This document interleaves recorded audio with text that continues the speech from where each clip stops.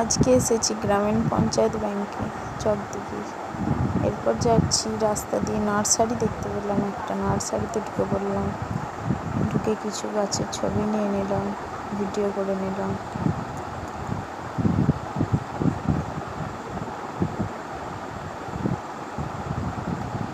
এরপর চলে এলাম ফোনের দোকানে ফোন কিনতে।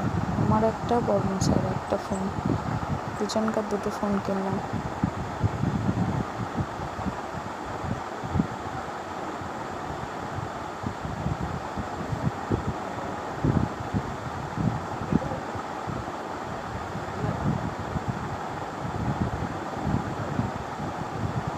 ফোনটা নিয়ে আবার একটু ছবিও তুলে নিলাম, দিয়ে চলে এলাম বাড়ি।